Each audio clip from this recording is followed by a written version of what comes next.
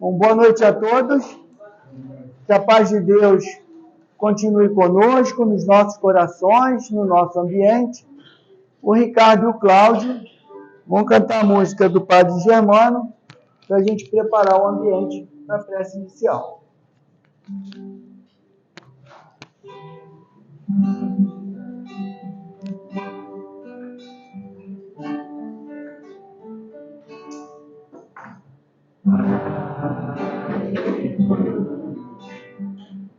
Olhai por nós, dai-nos a bênção do Senhor. Pai Germano, olhai por nós, mostre-nos o caminho do amor. Espírito simples, mas superior, sempre a nos amparar. Espírito vivo e fundamental, parecer o amor é imortal. Nosso reale é uma dádiva de caridade, sempre em nome de Jesus. Padre Germano, nosso Deus, fonte de Deus e de amor. Padre Germano, nosso Deus, fonte de Deus e de amor.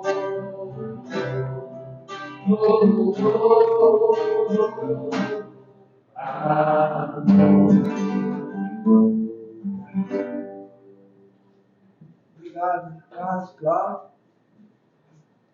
Vamos agora fazer a leitura de uma mensagem do livro Caminho, Verdade e Vida, que foi psicografado pelo nosso querido irmão Chico Xavier, pelo Espírito de Emmanuel. E a mensagem diz assim: um só Senhor. Nenhum servo pode servir a dois senhores. São palavras de Jesus, que estão em Lucas, no capítulo 16, versículo 13. Se os cristãos de todos os tempos encontraram dolorosas situações de perplexidade nas estradas do mundo, é que, depois dos apóstolos e dos mártires, a maioria tem cooperado na divulgação de falsos sentimentos com respeito ao Senhor a quem deve servir. Como o reino do Cristo ainda não é da terra, não se pode satisfazer a Jesus e ao mundo a um só tempo. O vício e o dever não alimam na marcha diária. Que dizer de um homem que pretenda dirigir 2 centros de atividades antagônicas ao mesmo tempo? Cristo é a linha central das nossas cogitações. Ele é o Senhor único, depois de Deus, para os filhos da terra, com direitos inalienáveis, porquanto é a nossa luz do primeiro dia evolutivo e adquiriu-se para a redenção com os sacrifícios do seu amor. Somos servos dele. Precisamos atender-lhe aos interesses sublimes com humildade.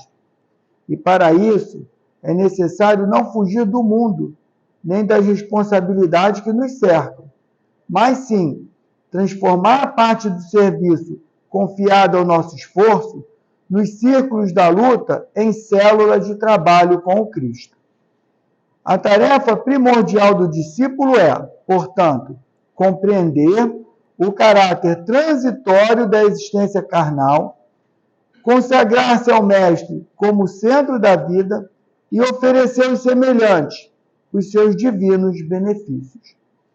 Bom, meus irmãos, nós somos filhos de Deus e somos potencialidades de Deus. E podemos sim, mesmo com as nossas dificuldades, né, como nos traz a mensagem, né, o que o Cristo espera de nós e qual é a nossa tarefa, né? Compreender o caráter transitório da nossa existência e consagrar-se ao Mestre como centro da vida, oferecer aos semelhantes os divinos benefícios. É assim que termina a nossa mensagem. Então, nós podemos sim fazer ainda que um pouco, todos os dias, por aqueles que caminham conosco, por aqueles que cruzamos pela rua, por aqueles que encontramos pelo caminho e que são desconhecidos nossos e que a espiritualidade nos encaminha para que a gente tenha a oportunidade de exercer o amor ao próximo. E todos nós somos capazes. Reconhecemos, sim, as nossas limitações, a dificuldade que temos em nos tornarmos melhores, mas podemos fazer, sim. Temos essa potencialidade, basta que a gente assuma esse compromisso com a gente, com nossa missão aqui na Terra, que é o aprendizado e servir ao próximo. Se nós tivermos essa consciência, todas as vezes que alguém nos procurar, que alguém cruzar o nosso caminho, ainda que seja uma pessoa problemática, a gente tem que enxergar aquela pessoa como um filho de Deus e que Deus nos enviou, confiando a nós a missão de acolher, a missão de inspirar confiança, a missão de dar um bom conselho, a oportunidade que temos para fazer o bem ao próximo. E Deus oferece a nós e encaminha a nós, quase que todos os dias, essas criaturas, para que a gente possa exercer o nosso amor e para que a gente possa ser mensageiro de Deus ainda com as nossas dificuldades. Então, meus irmãos, que a gente possa levar um pouco dessa mensagem para o nosso dia a dia, com tantas atribulações, mas olhar para o próximo sempre com amor. Vamos agora levar o pensamento a Deus e agradecer ao Pai, em primeiro lugar, pela oportunidade do dia que tivemos, pela oportunidade de encontrarmos essas portas abertas, pela oportunidade de conhecermos um pouco do amor de Jesus, daquilo que Ele nos ensinou e vivenciou, para que nós pudéssemos ser, pelo menos, aqueles que tentam ser os seus seguidores. Obrigado, Jesus, por tudo que nos ensinaste, que viveu por nós e por estar conosco nessa reunião. Obrigado, Pai, pela oportunidade de estarmos na Tua casa. Obrigado, Germano querido, pela direção de todos os trabalhos e pelo compromisso com as atividades da nossa casa. E obrigado à espiritualidade amiga por estar conosco, cuidando de cada um de nós, encarnados e desencarnados. E pedir à espiritualidade amiga que possa, nesse momento de estudo, envolver, inspirar, intuir o nosso querido irmão Jorge Valério, que fará uso da palavra, para que ele possa trazer a cada um de nós aquela reflexão e aquela mensagem que nos fortalece e que nos inspira a confiança cada vez mais na misericórdia e no amor do Pai. E assim, Pai, agradecidos por esse momento na Tua casa, pedimos a permissão para dar por iniciada a reunião dessa noite. Graças a Deus, em nome de Deus nosso Pai, está iniciada a reunião. E agradecer mais uma vez o nosso irmão. Muito obrigado, meu irmão. Sabemos da luta, da distância. Então, receba o nosso abraço, o nosso agradecimento com muito carinho, tá? Boa noite a todos. Bom, eu vou falar sobre os laços de família, que está no Livro dos Espíritos, nas leis morais. Leis morais que nos traz o que é a lei moral. O que é a moral? É a regra de bem proceder. O objetivo de todos nós é distinguir entre o bem e o mal. Ao nível do planeta Terra, a grande maioria de nós, mais de 90% dos habitantes, sejam encarnados ou desencarnados, sabe a diferença entre o bem e o mal. Já chegamos a um nível tal, apesar de tão perto do início do primitivismo. Quem lembra aquela imagem do homem de Neandertal, Ou o bichinho feio. Como a gente era feirinho, aquele corpinho danado. Né? Depois veio o Cro-Magnon e aquelas várias, quer dizer, esses grupos, né, vão melhorando os corpos para que nós espíritos, né, possamos habitá-lo. E hoje nós somos todos bonitos. Né? Mas quando a gente vê aquele lá, então, quando mostra o início, os primeiros hominídeos, né, eles realmente eram meio estranhos. Mas era o início da jornada, como foi lido ali, em que Jesus preparou o planeta Terra, né? Ficou tudo certinho. Era uma bola de fogo, inabitável. Depois ela começou a esfriar. Aí o que vai acontecer? Os elementos estavam suspensos na atmosfera, começaram a descer, porque conforme foi esfriando, as moléculas iam se agrupando. Aí vem que o arcabouço, a forma como o nosso corpo, nós não temos os ossos, né, que sustentam o nosso corpo, veio a rocha, né, primeiro, depois a água, o H e o O estavam na atmosfera, as moléculas se juntaram, depois vem com a terra, a água, a vegetação. Vem os primeiros unicelulares, né, e aí começa a formação dos primeiros elementos que vão dar origem ao animal. Quando a casa estava pronta, tudo, os 3 reinos, né? Tá bom? O que é liberado? Nós, espíritos, ocuparmos os corpos físicos, né? Que eram aquele jeitinho, né? Daquele jeito, e hoje nós estamos todos bonitos. E essa caminhada evolutiva, naturalmente, os pequenos grupos nômades, né, e que nem se encontravam porque havia atritos entre eles, vão começar a formar os grupos e começa a nossa história. Esses grupos, hoje, nós somos o quê? Acho que cada vez que eu faço um estudo, eu lembro dessa contagem, ela aumenta. Há pouco era 7 bilhões, hoje já são 8. O negócio ou não está mal contado, o negócio está muito rápido, né? Eu trabalho numa maternidade. Só esse mês, acho que reencarnam uns 500 na minha. Não, na maternidade pública que eu trabalho. Tem várias no município do Rio, né? No município do Rio. Só lá, acho que esse mês eu disse, tem umas 500 crianças que nasceram. Gente, não é brincadeira não. Imagine as outras. Então, reencarna muita gente. E você vê e dizem que está diminuindo, né?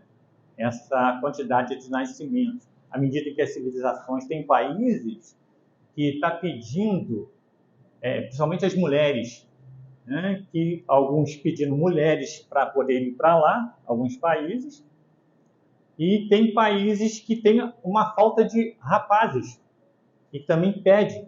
Então, ele faz uma propaganda engraçada, você sabe como são os homens, né? Bota uma foto de umas 10 mulheres lindas e venham para cá. Por quê? E tem países que fazem o seguinte, eles dão recursos materiais para que nós possamos, de outros países vão para lá, para que possam ter mais nascimentos, porque eles não estão tendo.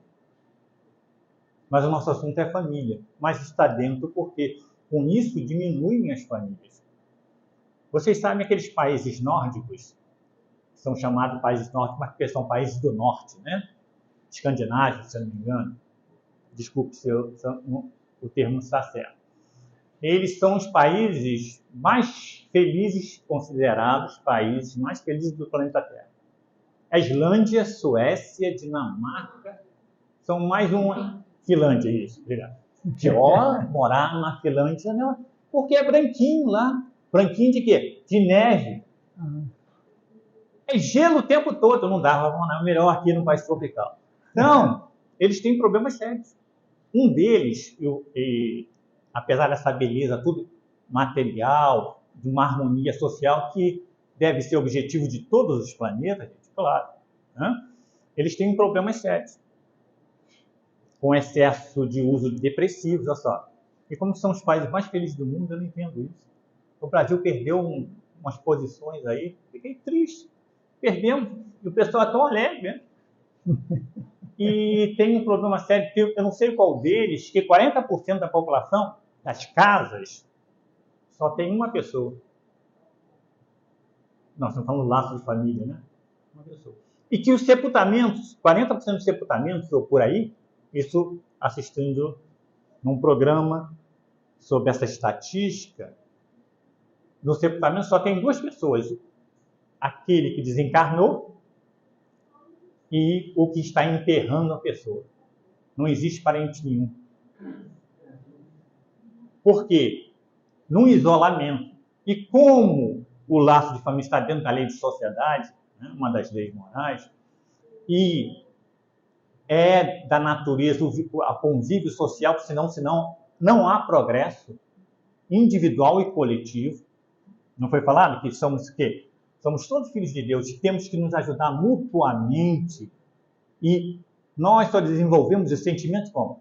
Nesse relacionamento. Ciúme, fica com ciúme, uma invejazinha, né? Com despeito, com uma raiva, mas também com um bom sentimento, com a fraternidade. Nós aí o que fazemos? Desenvolvemos os sentimentos, eliminamos os vícios. Claro que aí a doutrina espírita bota a luz, o que ela faz? Ela nos mostra que numa existência só não dá para fazer isso. Olha lá, os primeiros hominídeos. Nós estávamos lá. Nessa caminhada de milênios, e Jesus toma conta da gente, de todos nós, desde lá. E está aguardando para dar aquele abraço, como a gente vê assim, puros de coração. Então, vocês veem, nós estamos nessa jornada. E precisamos um dos outros, por isso que não podemos viver isolados, a não ser em casos específicos, está no livro dos Espíritos, na lei de sociedade, aquelas pessoas que se isolam para fazer o quê? Pesquisas em prol da própria sociedade, aí não há o que eles chamam egoísmo. Será que nesse país, lá nos países nórdicos, não é esse isolamento, essa pessoa morando sozinha, não é o egoísmo? Porque tem pessoas que não gostam de conviver. Eu tinha um amigo que ele dizia para mim há muito tempo, dizia assim, eu não gosto de vizinho. E realmente vizinho dá dor de cabeça. Mas também dá alegrias. Tem vizinhos que você... Uma vizinha nós mudamos há uns 13 anos, ela chorou porque nós saímos do relacionamento que somos amigos até hoje. Né? Ela chorou porque a gente foi embora do bairro, que ele foi morar em outro bairro. Então vocês veem, ele dá alguns problemas às vezes, né, quando um abusa do outro, mas também ele enriquece-nos muitas vezes.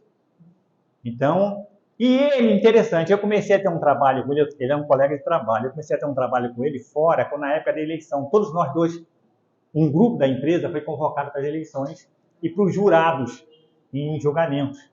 Primeira vez que eu participei. E o que aconteceu?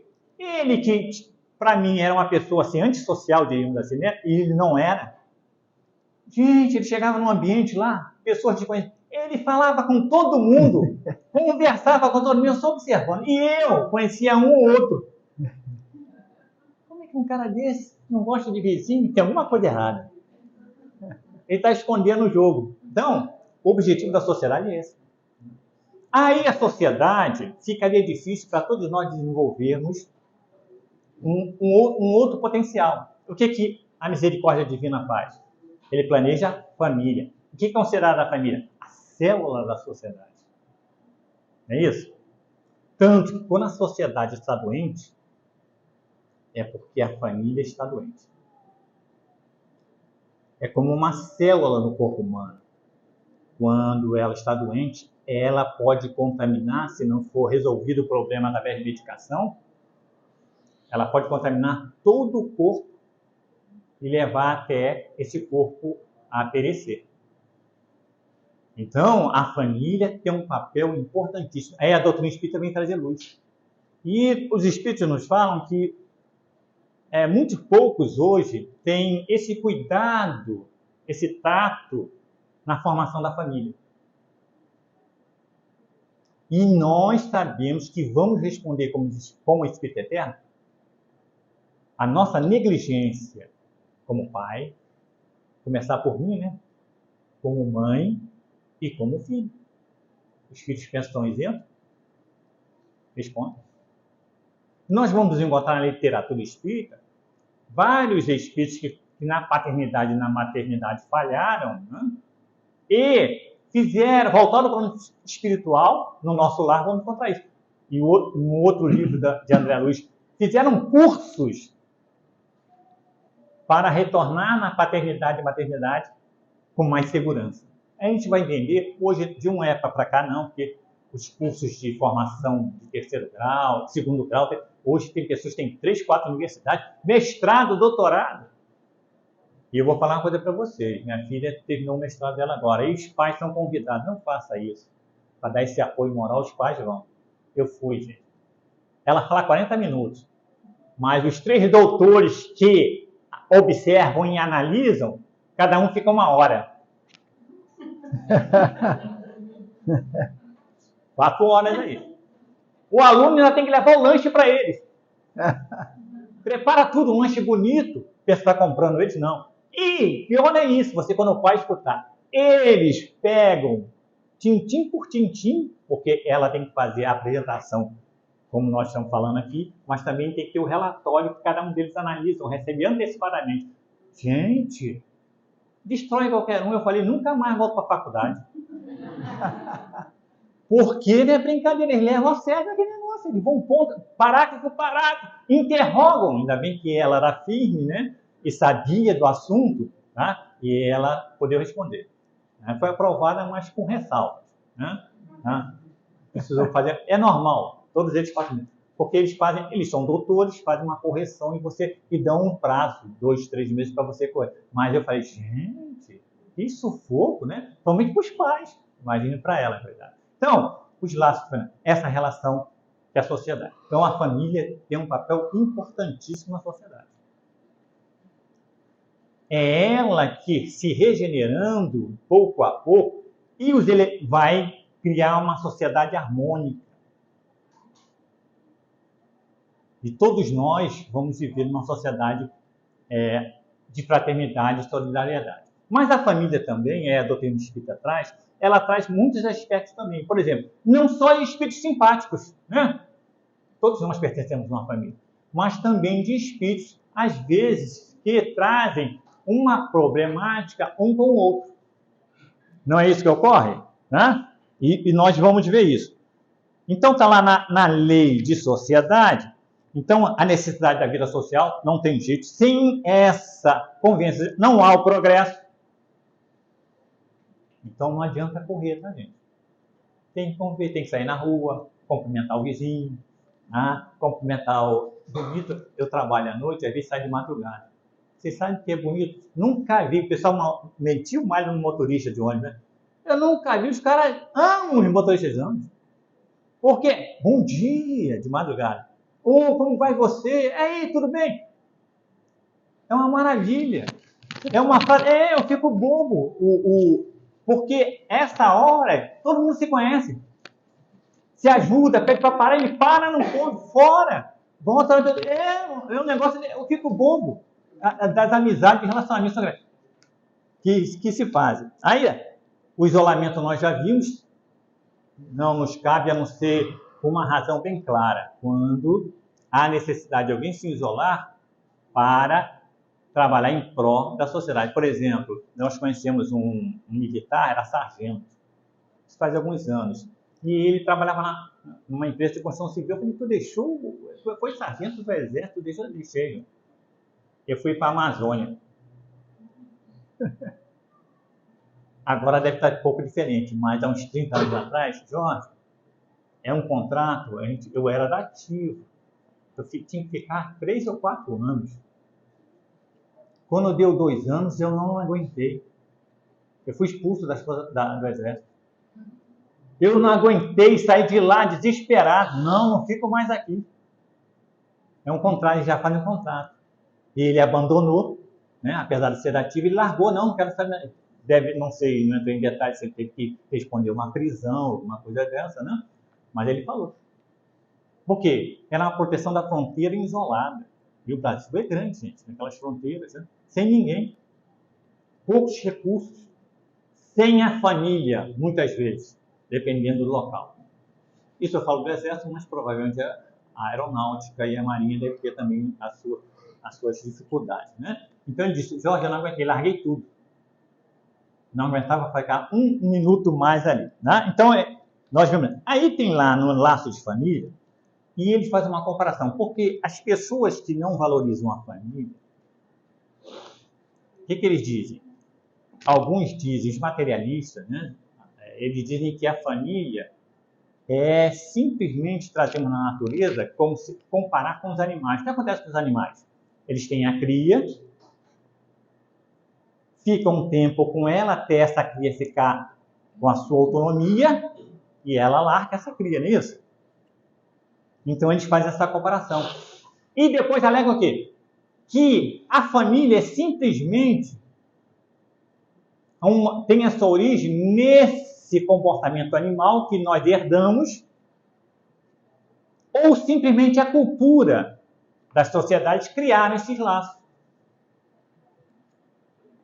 Então Allan Kardec bota, os espíritos colocam a verdade sobre isso. Não, a família é planejada no plano espiritual e ela tem uma função muito importante de fazer ligarmos-nos uns aos outros e muitas vezes regenerar corações. Vocês já viram um livro chamado Párias em Redenção? Párias em Redenção. Deixa eu ver se eu trouxe aqui, se eu anotei, tá? Um aspecto interessante desse livro. Esse livro, ele conta uma história que começou em 1745 na Itália. 1745. 3 personagens, 2 homens e uma mulher. E o que eles fazem? Esses 3, como é normal na nossa caminhada evolutiva, um triângulo amoroso. Não dá, né? 3, 2 com 1 não dá. Um triângulo amoroso. Lá em 1100 começa. Então, ricos na Itália, um deles, nobre, começam um relacionamento e acabam, nesse relacionamento, os 2 homens se matando. Ou tirando do outro os bens materiais. Débito, volta para o plano, assumindo débito, volta para o plano espiritual, preparam o reencarno dele de novo. Aí para onde ele vem? Da Itália linda, bonita, né? O nosso país também é lindo e bonito.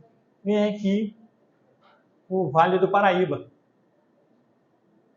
No século passado, no século XIX, um deles, rico, dono de fazenda, solteiro, morava com a mãe. Desculpe os detalhes, quando vocês forem ler aquelas 400 páginas, né? Ele fez um plano: mãe, vou trazer um capataz, ele vai tomar conta da fazenda e nós vamos para Portugal, morar lá. Não volto mais aqui. Só vou ver nos bens, né? Quem era o capataz? Aquele lá da Itália, que os 2 não lembravam com o esquecimento do passado. Qual é a função? Ele iria com a mãe para Portugal, ele devolveria o dinheiro que ele tinha tirado do outro, porque ele não voltaria mais, ele deixaria a fazenda com ele. Mas aí que surge ela, a Bela, de novo. Aí o que ia para Portugal, a viu, não lembrava, mas sentiu, né? Vou ficar, não vou mais. Quebrou o esquema, né, do planejamento.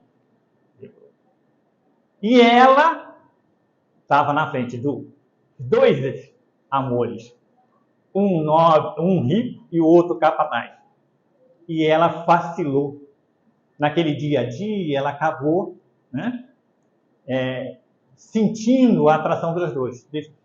Os 2 vão brigar, desencarnam num lar. Voltam, todo mundo, planeja de novo a família. Eles nascem aqui na favela do Esqueleto, no Rio de Janeiro. Essa favela, se eu não me engano, era no Maracanã. Acho que eram esqueletos de construções, eu não sei, mas eram chamadas, no livro está lá, favela do Esqueleto. E lá, os 2, na mesma família. Olha só, uma das funções da família. Regenerar, agrupar, fazer que os espíritos, muitos espíritos, apertar os laços daqueles que já têm simpatia um pelo outro, e regenerar e fazer laços de fraternidade entre aqueles que têm antipatia um pelo outro. Os dois reencarnam. São gêmeos, se eu não me engano. Olha só a misericórdia divina. Um cego, mudo e surdo. O outro via, um falava, e eles tinham que se ajudar mutuamente. E ela também, na mesma situação aí de miséria, praticamente. Eles se redimem aí. Aí tem uma colocação que é interessante. No último parágrafo da obra, Hugo assinala a data em que a história toda tem desfecho. 10 de julho de 1967, aqui no município do Rio de Janeiro. Quando os espíritos redimidos retornam à pátria espiritual. Foram 221 anos, 6 meses e 18 dias de resgate.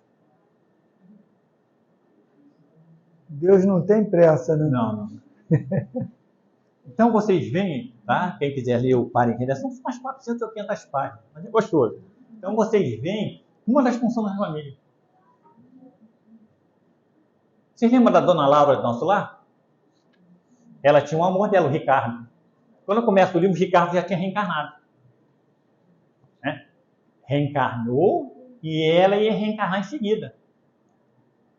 Para formarem um lar. Imagina um lar bonito. O Lísias, que era filho deles, também ia reencarnar. Que fora filho em existência anterior só. Já tinham simpatia. Mas o Lísias, você lembra que o Lísias foi na Campo da Música e falou para André Luiz, falou, André, eu vou te apresentar minha noiva. André, o que? Aqui tem noiva no nosso lar? Tem. O noivado aqui é diferente. As pessoas não verem outras coisas a não ser os verdadeiros sentimentos. Aqui a gente deixa se levar por certas coisas, né? Mas lá não, o Lísias fala, aqui a gente vê os verdadeiros sentimentos. Os noivados aqui são realmente de pessoas que se gostam, têm sentimentos nobres uns pelos outros. Aí ele apresenta a noiva. E ela vem com amigas, apresenta aí quando ela se afasta. E eu já estivemos juntos em três, acho que foram 3 situações, o Lísias contando, em existência passada. E falhei com ela. Por culpa minha, principalmente, porque o homem, né, conduzido, às vezes, num planeta em que dava uma posição privilegiada a eles, né, e ele acabou deixando-se levar por isso e foi muito intolerante. Mas nós combinamos de novo, eu fiz curso, me preparei, agora é você 100%. E combinamos que daqui a 30 anos nós vamos reencarnar e posteriormente nos encontrar e formar um lar. Olha só, lindo, né? Precisaram um tempo. Ele já sabia, o livro Nosso Lar de 1940 e pouco, né? 30 anos, vamos botar em 1970. Devem estar reencarnados ainda. É na base de 50 a 60 anos de idade. Lísias e a noiva. Então vocês veem o preparo, a família? E vão receber naturalmente outros filhos. Lembra do André Luiz? Ele encontrou a mãe dele? André Luiz saiu. Estamos falando sobre os laços de família, como são. Aí a mãe dele, já numa situação superior a ele, fala, eu vou reencarnar. E contou, ela pergunta pelo pai, pela irmã. E a família do André Luiz é interessante, porque a mãe estava bem. E uma irmã dele que desencarnou cedo, está lá no livro, depois você me corrige da próxima vez que eu vier aqui.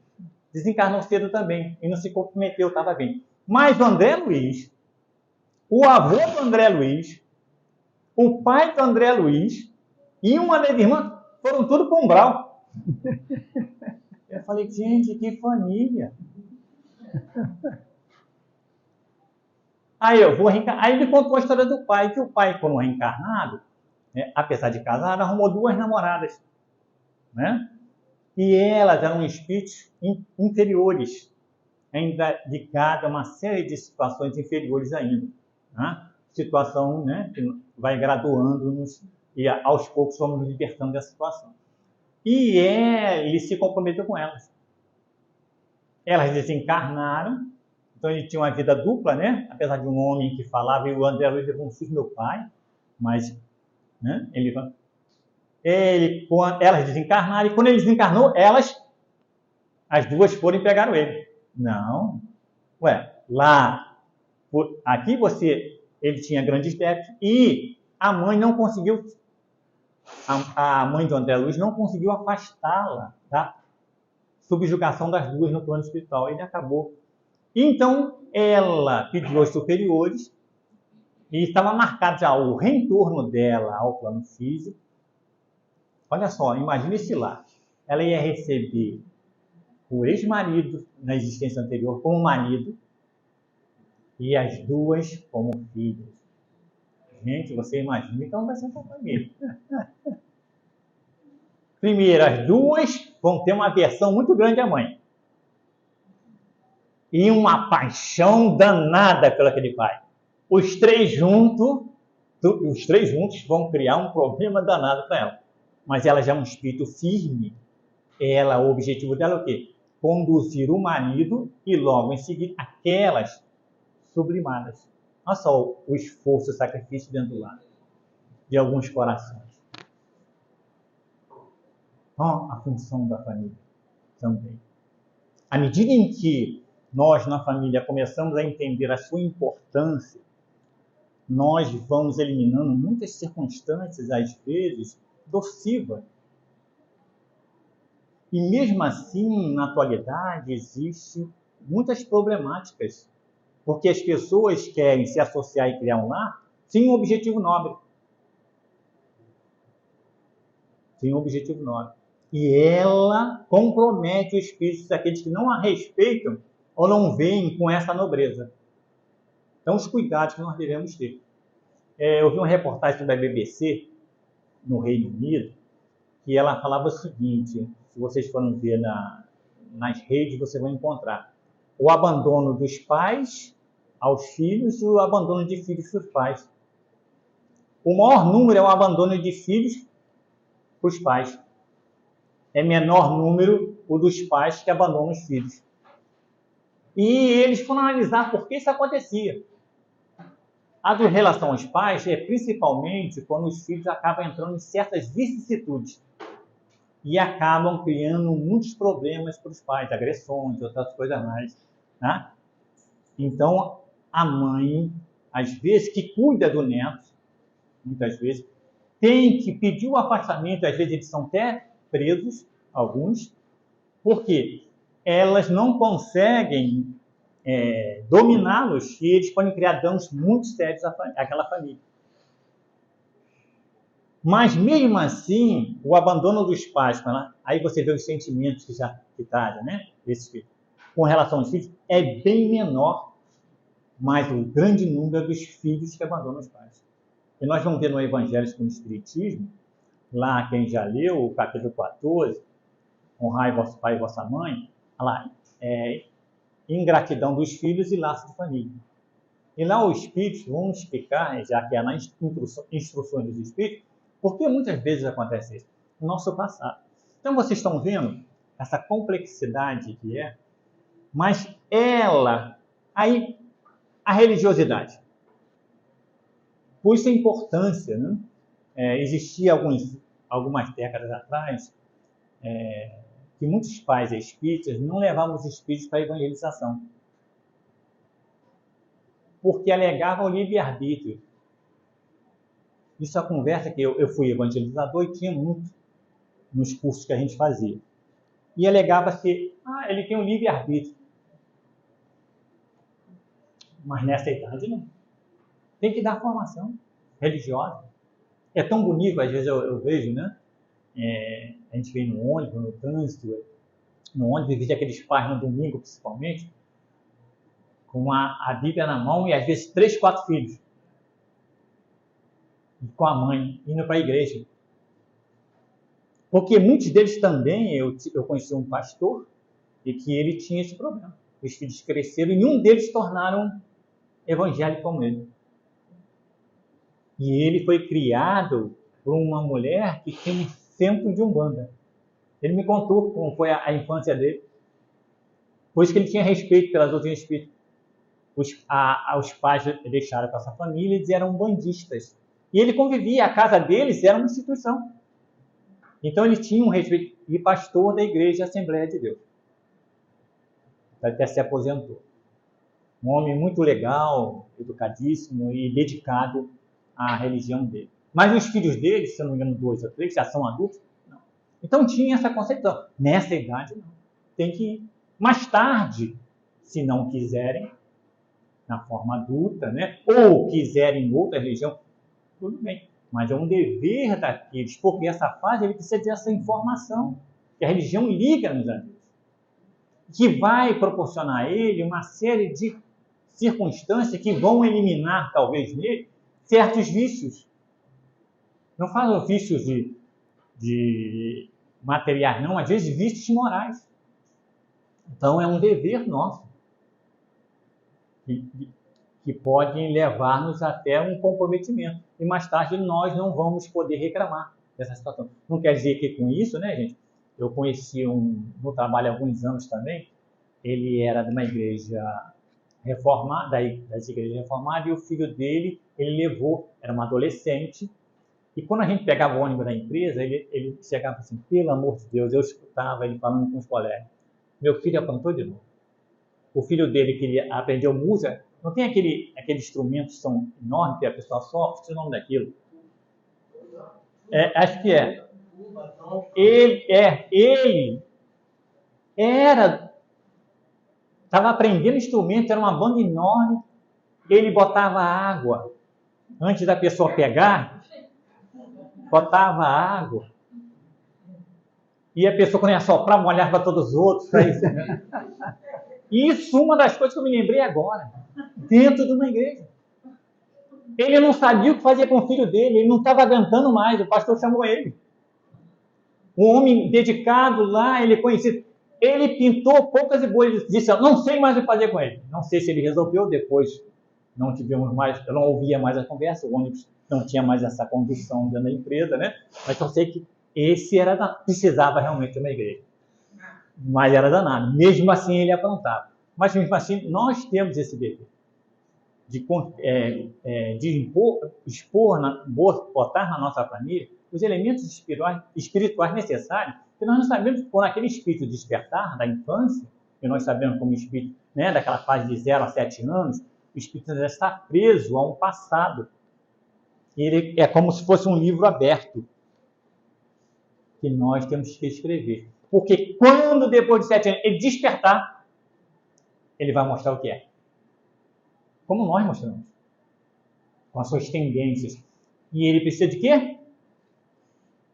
De um contraponto. Não. Eu extingui o bem e o mal? Não, isso aqui, não posso fazer isso. Porque se ele não tivesse contraponto, ele faz. Dependendo se for bem, dependendo se for mal. Então, a família tem um aspecto importantíssimo. Outro aspecto interessante aqui, nesse livro Missionário da Luz, de André Luiz, acho interessante, em que André Luiz, vocês lembram da história do Segismundo? Vocês viram o problema do Segismundo, né? Olha a família. O casal com um filho pequeno, o Segismundo, eles tinham combinado que o Segismundo ia reencarnar, né? Mas o que aconteceu? O Segismundo, quando os espíritos estão para reencarnar, eles visitam os pais. André Luiz mostra que há uma visita de quando em quando aos pais, para sentir um ambiente, né? Eu não me lembro dessas visitas, né? Mas já visitamos. Quando o Segismundo se aproximava, ele sentia a presença dele. Os dois, o Segismundo tinha matado ele, né? Ele encarnado sentia a presença, ele ficava nervoso, ficava agitado. E ele então, o que ele fez? Ele não aceitava que a esposa engravidasse de novo. A ponto de, está lá no livro, na relação sexual, o desejo dele e o medo que ele trouxesse Segismundo de volta, apesar do comprometimento que ele fez no plano espiritual, ele eliminava a fertilidade dos espermatozoides para não fecundar o óvulo feminino. Está aqui, né? Olha só. Precisou o quê? Uma reunião da equipe espiritual, levar os dois encarnados durante o sono, trazer o Segismundo, fazer eles conversarem, lembrarem, se abraçarem, para que ele pudesse aceitar. Ele aceitou, ele acabou fecundando a esposa e Segismundo reencarna. E no momento que Segismundo ia reencarnar, todo preparo no plano espiritual, o que ele faz? Ele sente medo. E eu me lembrei de um fato, minha esposa estava grávida, né, e tinha uma instituição que fazia o trabalho de passes ingrávidas. E o médium, né, o espírito através do médium falou: mães, leia o evangelho todo dia, fazem carinho na sua barriguinha, fale com eles, conversa lendo o evangelho, nós chamamos, fique tranquilo, nós vamos cuidar de você, porque há muitos que vêm com a problemática, eles têm receio, seja ela física, seja intelectual, e mesmo que eles vejam totalmente normal, eles têm medo, porque eles vão encontrar o adversário às vezes. Aí a gente entende. Então o espírito, através desse médium, falava para as irmãs para fazer isso. Porque o Segismundo tinha medo de reencarnar. No momento exato ele quis, e muitos, às vezes, já fecundados, eles saem. Eles são com medo. Aí você vai ver alguns abortos, nem todos, espontâneos, às vezes são receios desse sentido. Mas aqui tem um fato interessante, que André Luiz foi fazer uma pesquisa, num determinado departamento do nosso lar, que fazia os mapas da reencarnação.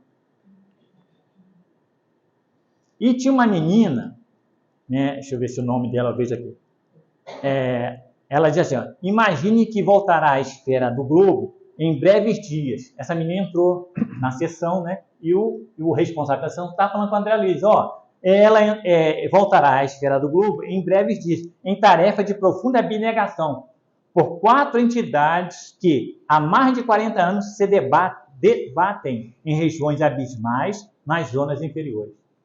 Imagine que mãe. 3 homens e uma menina. Mas que era aqueles 4 que, numa existência anterior, ela negligenciou. Ela era casada, um marido dedicado, trabalhava e tudo, né? E ela mimava-os muito. E o marido, mulher, desculpa, estou falando esse termo, esposa, desculpa, minha esposa não gosta desse termo. Minha esposa querida, não pode ser assim. Você tem que dar o quê? Certos limites para ele. Estou falando nossas palavras de hoje. E ela não é que ela era má mãe, mas ela deixou-os fazer o que eles queriam. E o marido, os 4 acabam, um era um espírito de um intelecto muito bom, se comprometem justamente por intelecto, por desenvolver coisas que faziam mal ao próximo, se comprometem e acabam nas zonas abismais. O objetivo era corrigi-los, auxiliá-los nesse sentido. Ela desencarna, vê isso, vai fazer um trabalho no plano espiritual de preparo para ser mãe deles novamente. O marido estava, né, em boa situação, ela vai reencarnar, vai ficar viúva cedo e vai ficar com os 4. Olha a situação dos 4. Olha só, uma das funções do lar. Abnegação de alguns, dedicação. Porque, gente, é interessante, gente, quando a gente tem um problema, desculpe, né? Nem todos, mas normalmente a gente quer o quê? Se livrar do problema. É certo, o problema tem que ser resolvido, não tem? Todo problema é como na matemática, né? Todo problema tem que ser resolvido. Mas os problemas morais também, só que eles levam algum tempo. E a necessidade de resignação, de aceitação, de todo um processo para que nós possamos resolver esse problema, que às vezes leva algum tempo, uma existência inteira, gente. Uma existência inteira. Então, mas tem que ser resolvido, e vai ser. Lembra que Mãe Santíssima fala, quando ela deixou para a gente, que tudo passa? Mas às vezes esse passar pode levar 80 anos, 60 anos, né? A gente quer mais rápido, mas tudo bem. Mas quando passar, se formos realizar as tarefas que nos cabem, a nossa consciência vai estar tranquila. e nós ajudamos mais um, como nós mesmos somos ajudados. Não é, gente? A gente pensa assim, nós ajudamos, mas e nós? Nós somos ajudados. Muito. A gente ficou pensando, né? Uma vez eu tirei uma carta numa instituição, estava chateado com a vida, e eu tirei uma carta, aí veio 3 páginas. Eu não lia na hora não, mas li em casa. Cheguei em casa, estava muito chateado da vida, uma circunstância pessoal, de desemprego, e ele dizia, filho, mas uma coisa que eu não esqueci dessa carta, só lembro disso, que desde que você reencarnou, a gente cuida de você. Eu fiquei pensando, poxa, para evitar determinadas circunstâncias comprometedoras de você. Aí eu comecei a analisar a minha existência e vi realmente que nós somos protegidos quando queremos. Que existe aquela sombra boa, né? Que alguns chamam de anjo da guarda, espírito protetor, que nos conduz, que nos auxilia, que eliminam em muitos de nós determinadas situações que vão nos comprometer. Então, ela aqui. E a situação deles vão ser muito sérias, porque todos os 4 vão vir com problemas sérios mentais. Como ela vai ficar viúva cedo? A misericórdia divina. A menina vai ser a primeira a nascer. E ela, uma senhora, para tomar conta dessas situações todas, a menina vem com problema, mais suave, para que auxilie a mãe na velhice e os irmãos. Olha só a misericórdia divina. Muito, né? Então, lá tem essas funções de nos auxiliarmos e fazer com que nós, auxiliando a outros corações, possamos nos redimir. Aí tinha, a Federação Espírita Brasileira tinha assim, família, ideia genial de Deus. Família, aperte esse laço. Esse é o objetivo. Então, para que a gente tenha essa ideia, né, de que manter a firmeza, né, nos compromissos que nós temos no lar. Por quê? Fica bem claro, nós responderemos se houver da nossa parte negligência, né? Claro, tem certas coisas que você não pode obrigar uma pessoa. Você não pode obrigar uma pessoa a caminhar com você. Não. Se ela quer ir, o que você pode fazer? Vai criar dificuldade? Sim, vai criar. Mas ela quer ir. Eu brinquei essa semana, estava fazendo um estudo, e aqui no planeta Terra, não sei, aqui nós, como vamos pedir eu não fiz isso, tá, gente? Eu falei diretamente em pé. E quando eu fiz esse pedido foi no ônibus, incrível, né? Quando eu pedi a minha namorada em casamento, que é minha esposa, foi no ônibus. Ela sentada e eu sentada do lado. Uma aspiração que me deu. Deu certo. 36 anos? Sim, gente. Eu errei. 36 anos, tá? 4 filhos. Mas no cinema a gente viu os homens ajoelhados, né? Ajoelha na frente dela, bota aliança, não sei o quê. Aí eu falei, e quando você falha aqui no projeto? Eu lembrei, eu fiz essa brincadeira. Lá no plano espiritual, ele vai ajoelhar para ela pedindo perdão para que ela aceite ele de novo na próxima existência. E agora eu venho bonzinho. Pode acreditar. Eu vou ser bonzinho, eu vou me comportar. De joelhos pedindo a ela. Com a brincadeira que eu fiz. Porque o objetivo é esse. De nos acertarmos. De fazermos realmente sermos verdadeiros irmãos. E no Vereda Familiar, né, que é o espírito de Amélia, Teresa de Brito, que através da mediunidade de Zé Arroz Teixeira, é ela que for a mãe e a avó aqui no plano físico, né, ela vem dizendo o seguinte sobre a família. Qual seria para a sociedade o resultado do relaxamento dos laços da família? Está aqui no Livro dos Espíritos. Recrudescência do egoísmo. Nossa. Então, os cuidados que nós devemos valorizar a família. Vocês sabem que ao Império Romano, nós devemos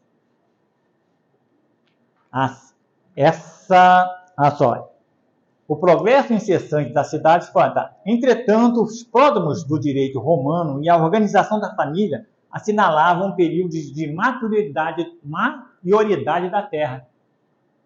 Olha só. E quem nos deu isso foi o Império Romano. Então, olha lá. a organização da família, o direito romano, a organização da família, assinalaram o período de maturidade da terra. E, com a vinda de Jesus, a maturidade espiritual. Logo em seguida. Então, nós devemos... Mas vocês lembram que, quem leu aquele livro há 2000 anos, em que um diálogo entre Públio Lentulus e Flamínio, o livro começa com esse diálogo. Os dois e com as esposas. Né? Os dois conversavam, aí você vai ver a decadência do Império Romano. Quando uma das razões, quando o Império Romano desvalorizou a família começou a ser desvalorizada, negligenciada, ele também ruiu. Por isso os cuidados na nossa sociedade. Nesse livro, ó, Emmanuel, que foi Públio Lentulus, né? Em que ele fala a caminho da luz. Ele instituiu, desvalorizou, e o diálogo de Públio Lentulus com a família é justamente isso, que a família, as mulheres da época, não se preocupavam mais com a dignidade, com respeito. Estavam ficando frívolas. Tá? Desculpa, eu não estou dizendo isso hoje, mas estão falando de lá, que era um outro tipo de mentalidade, uma outra situação. E realmente o Império Romano ruiu. Uma das razões, né? Foram os abusos também deles, como querendo poder, destruições e tal. Mas a Igreja de Cristo vem. Então, ela vem dizendo aqui, lembrando da questão do livro dos Espíritos, então os cuidados que nós devemos ter com a família. Então, se a família ficar doente, a sociedade também fica. Aí ela diz, a família, inquestionavelmente, constitui o mais notável núcleo de libertação e de aprendizado para os espíritos chegados ao mundo das densas energias, nas atividades da renovação individual. Ajustados aos círculos familiares, um número enorme de almas tem conseguido as marcas da vitória. Nossa. Sim. Tá? Os sinetes da santificação, por meio dos exercícios de renúncia audazes e de sofrimentos superlativos. Árdua aprendizados, devotamento, apostolares, educação e fraternidade sublime. O polo familiar representa iluminado estuário de bênção e formosura, como pode converter-se num marnel de forças aterradoras para aqueles que a negligenciam. E a gente, como espírita, e a doutrina espírita nos traz luz, qualquer erro nosso, qualquer situação que nós criamos conosco, ou com a sociedade, ou com o nosso ente, nós vamos ter que nos reajustar no plano espiritual. Claro, cada caso é um caso, a intenção de cada um, né? Então, não é. Mas que nós possamos cumprir esse nosso dever. Porque a doutrina espírita deixa bem claro o que realmente a família, a importância que ela dá. Como ela deixa claro uma série de circunstâncias, né? Porque eu posso errar comigo mesmo, cada um de nós. Eu posso errar comigo mesmo. Posso errar como membro de uma família e posso errar com a sociedade. Tem pessoas que são excelentes dentro da família, mas é um carrasco para a sociedade. Eu tenho um exemplo na literatura espírita que ele era um senhor de escravo, fazendeiro, cruel. Se comprometeu muito. Foi um senhor de escravos. A fazenda dele. Podia ter usado, mas não precisava fazer o que a crueldade que ele fazia. Né? Dar as melhores condições, mas hoje a gente pensa assim, mas lá, se a gente estivesse lá, a gente não sabe. Mas ele tinha uma esposa e um filho, uma filha. Desencarna. Ele em situação deplorável nas zonas das trevas. E precisava reencarnar. Ela se oferece. Aí perguntaram a ela, você vai se oferecer? Acho que era ser mãe, se eu não me engano. Recebê-lo como filho? Sim. Para ver essa ideia que nós falhamos, né, na sociedade, na família, como eu mesmo? Sim, vou. Ele era cruel. Muitas vezes eu alertei para não fazer.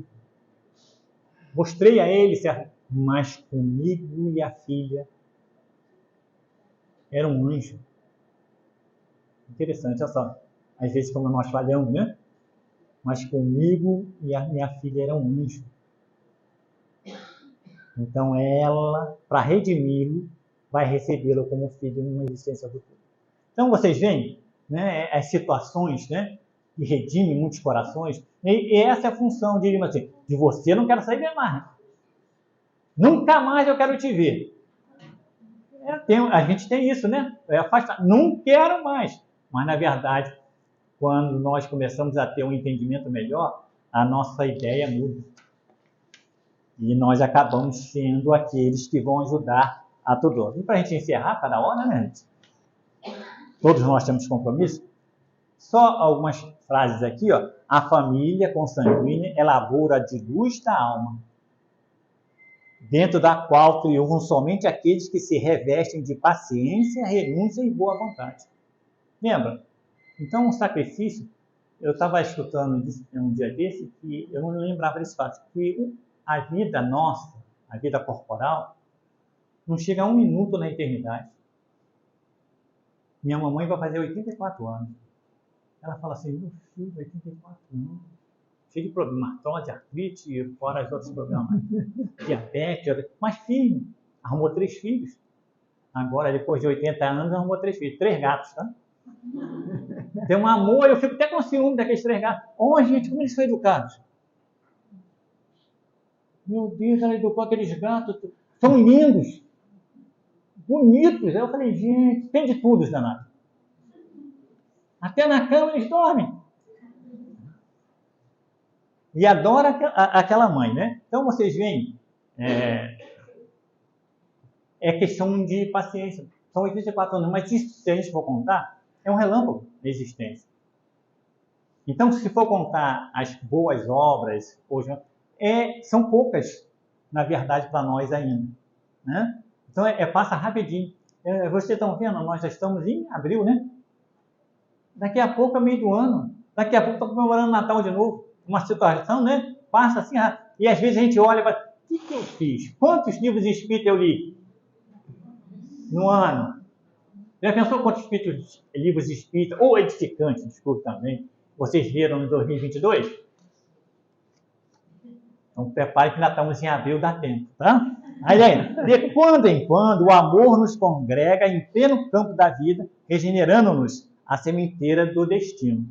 Geralmente não se reúne a nós os companheiros que já demandaram a esfera superior dignamente, aureolados por vencedores, e sim afeiçoados menos estimáveis de outras épocas, para restaurarmos o tecido da fraternidade, indispensável ao agasalho de nossa alma, a jornada para o cimo da vida. Então, gente, existe espíritos trabalhando, vocês já viram falar lá, a Veneranda, a ministra do nosso lar, já? Entendeu? Nosso lar. A Veneranda, ela tem um trabalho, ela ainda André Luiz, um instrutor que estava com André Luiz, disse que a Veneranda não precisava nem estar em nosso lar. Ela pertence à esfera superior ao nosso lar. Mas ela está ali por quê? Ela tem uma família enorme de espíritos ainda na Terra que estão presos e ela está tentando redimir. A família dela não é uma pequena família, é um grupo de espíritos que ela está ajudando a ascender. Veneranda está lá no livro Nosso Lar, esse diálogo. Interessante. Não é ela que diz, o instrutor sabe da história dela.